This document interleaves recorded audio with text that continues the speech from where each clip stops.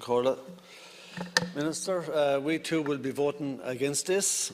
We disagree very strongly with what's going on. And as Deputy Barrett and Deputy Doherty have said, our neutrality is growing into a myth, and that it doesn't really exist and hasn't for a long time. Your motion has been presented as a completely necessary formality that Ireland should agree to in order for Irish forces to take part in peacekeeping training missions around the world, protected by the same legal structures that other nations' armed forces are. And that as a result of this motion passing, no armed forces from another country will be stationed in Ireland or transit through Ireland. Or transit through Ireland.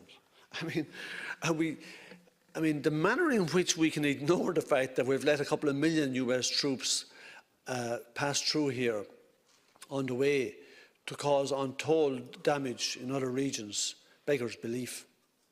And the manners in which you deal with it from a legal perspective, I know I touched on it before, but the cable that WikiLeaks exposed that was from 2009 highlighted the fact that you are hiding and that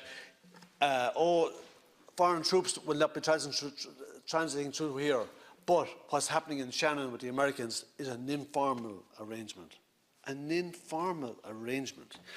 I just hope that whatever parties form the next government, if there's anybody new apart from the three neoliberal parties, Fine Gael, Fianna Fáil and Labour, who are in favour of this, if anybody else joins the next coalition, I just hope that they insist on Shannon being closed as a US military base.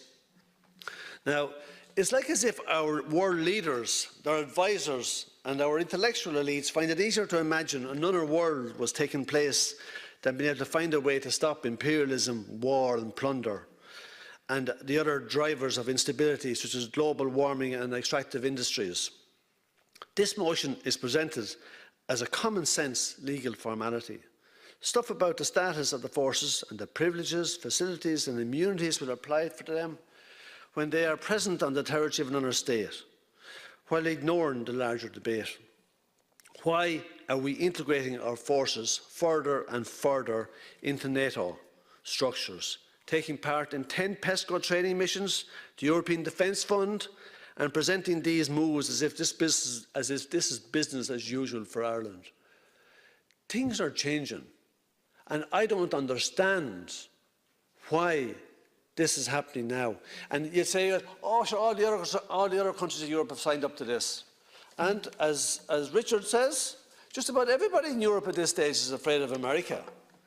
That's why we have the European countries jumping at the idea of supporting the absolutely ludicrous idea that the Americans would appoint a member of the opposition as accepting a member of the opposition as the new president of Venezuela.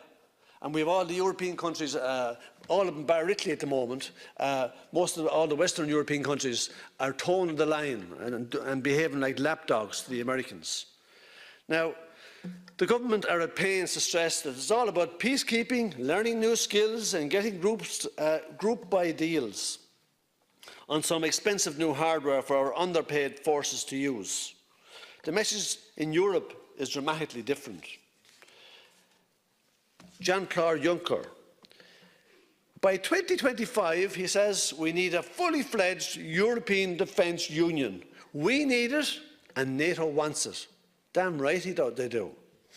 Germany's Defence Minister said last month that Europe's army is already taking shape and Europe needs to improve its ability to act on behalf of its own security.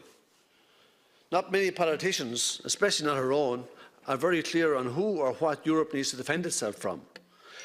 Different boogeymen are hinted at. Russia is still thrown up as the big threat. Well, you know what? Maybe if the US and NATO stopped impinging on the territory around Russia's border, maybe there'd be a little bit more peace in the region. Maybe if the Americans, with the help of the EU, hadn't engaged in a coup in Ukraine and have caused untold turmoil there since, maybe there'd be a bit more peace in the region. Where in God's name are we going with this stuff? Could you imagine the Russians getting involved in Mexico or Canada. Could you imagine it? Because that's what's happening on the other side. Oh God! I mean, it's and you look at immigrants are invoked to make the argument. Where are they coming from? Where have all the immigrants come from? We've actually facilitated the creation of immigrants. There's about 36 million people at a minimum have been displaced by war. We helped to bomb them. And now we want to put up walls to stop them coming into Europe because we've destroyed the societies and the communities that they lived in. It's horrific. Oh, I mean, all the rationales failed to register the policies that have given rise to all this. All the efforts at regime change. For what? To further, more than anything else, to further US economic interests all over the place. And Europe, because of its ties with America, economically and politically, and sadly militarily now as well, they tag along. If you look at what's happened in the world in the last 100 years and what the Americans have done, do you know in the last 100 years, look at what, just going back to the Venezuela situation, in the last 100 years, they've interfered in 41 elections in Latin America. 41 elections they've interfered in. It's called democracy. Why are we attaching ourselves to this nonsense? God help us. The anthropologist Jason Hickel pointed out recently, the most recent data shows that more money flows from poor countries to rich countries than the other way around. And that includes everything: aid, loans, foreign investment, remittances, everything. Net outflows from poor countries amounts to $2 trillion per year.